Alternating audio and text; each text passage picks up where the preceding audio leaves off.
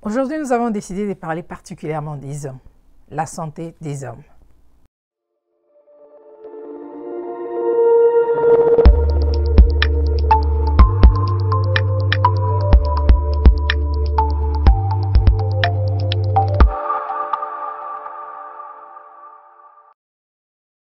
Bonjour, bonsoir, bienvenue, c'est Ma Vie, Ma Santé, votre émission que vous aimez beaucoup, l'émission qui vous donne de la bonne information sur votre santé et votre vie. Alors, selon certaines recherches, les hommes meurent beaucoup plus tôt que les femmes et ils ont plus tendance à se suicider beaucoup plus que les femmes. Alors, deux questions. Pourquoi les hommes consultent moins et souvent en retard? Pourquoi les hommes souffrent beaucoup plus de maladies cardiovasculaires que les femmes? Si vous n'avez pas de réponse, alors ne vous inquiétez pas. Des réponses avec notre expert, Dr Aimé Kazadi, à partir de Québec, Canada. Suivant. Bonjour, je suis heureux de revenir aujourd'hui avec un sujet qui intéresserait tout le monde, mais plus particulièrement la gente masculine, les hommes. Si on me posait la question de savoir est-ce que les hommes sont réellement différents des femmes, je dirais directement oui, physiquement oui, mais j'irai par quelques faits et quelques indicateurs. Lorsqu'on considère l'utilisation de services de santé, par exemple des soins, on remarque que les hommes consultent en retard lorsqu'ils consultent. Ils consultent non seulement moins, mais en plus ils consultent vraiment en retard. Ça va avoir des répercussions sur leur état de santé final. Deuxièmement, lorsqu'on prend d'autres indicateurs comme les maladies cardiovasculaires, les nombres des personnes qui souffrent des maladies cardiovasculaires au cours d'une année par exemple, ou au cours de la vie est plus élevé chez les hommes que chez les femmes. Et un troisième indicateur pour vous convaincre encore, ou pour nous convaincre, ou juste pour apporter ce qui est observé, c'est que lorsqu'on considère, je vais prendre un exemple d'un pays que je connais bien, le Canada. Au Canada, c'est à peu près 10 suicides par jour qu'on a. Et si je considère que les 10 cas de suicide par jour sont âgés de 20 à 64 ans par exemple, sans me tromper, 7 d'entre eux seront des hommes ou sont des hommes et 3 femmes. Et ce chiffre s'ajoute même encore plus élevé chez les seniors, soit les personnes qui sont plus âgées, des 65 ans et plus, si on considère les 10 personnes qui meurent par 10 personnes qui sont mortes de cause de suicide, 8 parmi eux sont des hommes. Donc, nous comprenons par là que, juste avec quelques indicateurs que je viens de citer, l'utilisation de soins de santé, les maladies cardiovasculaires et les suicides, on comprend finalement. Un indicateur global de la santé globale des humains, c'est l'espérance de vie. Les hommes vivent moins que les femmes. Ça, c'est un fait. Pas seulement au Canada, mais à travers le monde, les hommes vivent moins que les femmes. Au Canada, par exemple, l'espérance de vie qui nous est donné il y a quelques années ou des dernières années, c'est que les hommes vivent 80 ans et les femmes 4 ans de plus, donc soit 84 ans. En 4 ans, on peut bien faire beaucoup de choses et en 4 ans, on peut vraiment jouir de la vie. Ça, c'est un fait, j'ai donné des indicateurs. Mais ce que je voulais partager en plus aujourd'hui, c'est en rapport avec le travail. Lorsqu'on considère 10 hommes au Canada, là encore je parlerai de ce que je connais encore mieux, lorsqu'on parle des 10 hommes au Canada, on va considérer que 8 d'entre eux disent ou rapportent travailler dans des conditions stressantes, assez stressantes ou très stressantes, donc 80%. Pour donner les chiffres en pourcentage.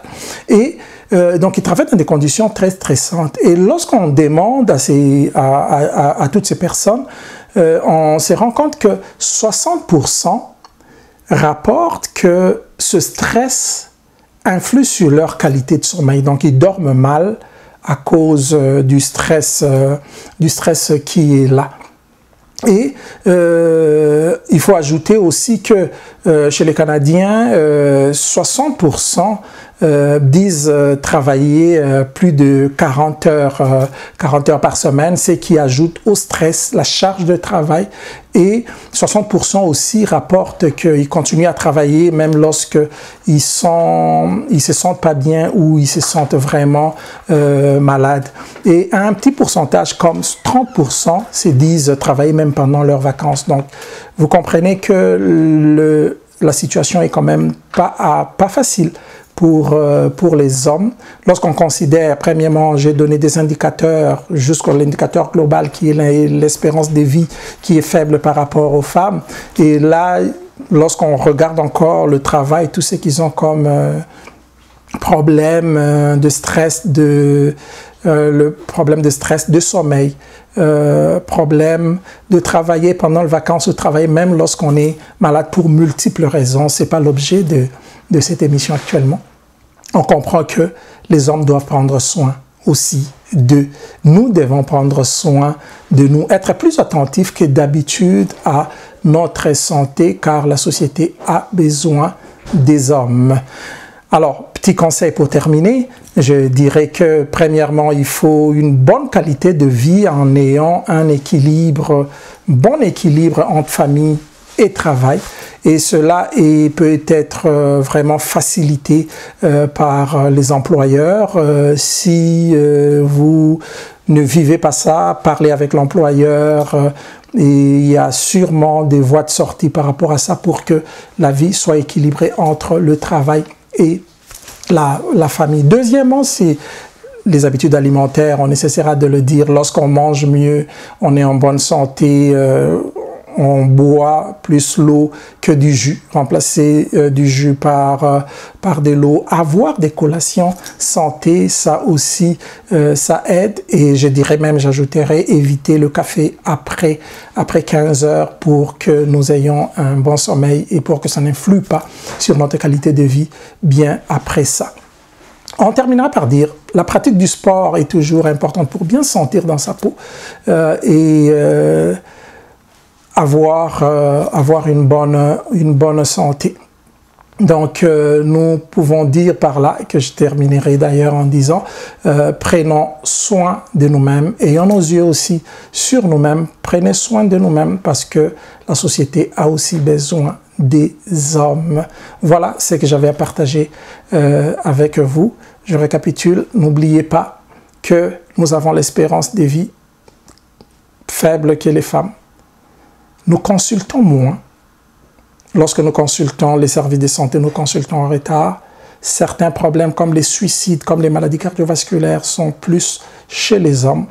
Et des mesures simples d'hygiène de vie peuvent vraiment nous aider à prendre soin de nous et à garder la santé. Merci, au revoir et à la prochaine. Voilà, merci beaucoup Dr Emeka Zadi pour tous ces conseils et toutes ces informations. J'espère que nos amis qui sont en train de nous suivre vont mettre en pratique tout ce que vous nous avez prodigué comme conseil, bien sûr. Alors, à retenir, retenez-le bien et à ne pas oublier, avoir des bonnes habitudes alimentaires, avoir un équilibre entre la vie de famille et le travail, et puis pratiquer le sport. Cela va vous aider à avoir une bonne santé et garder la forme. Voilà, ça c'était tout ce que nous avons prévu pour vous, les hommes. Et j'espère que ces informations vont vraiment vous aider. Et surtout, n'ayez pas peur, n'ayez plus peur de consulter vos médecins. Si vous voulez nous contacter, nous sommes sur Instagram, nous sommes sur Facebook et vous pouvez même nous écrire ici sur YouTube dans les commentaires au bas de la page ou encore à notre adresse email mavimasanté@live.ca bien sûr. Alors, si vous avez des préoccupations, des commentaires, des suggestions à faire, écrivez-nous, nous allons vous répondre les plus tôt que possible.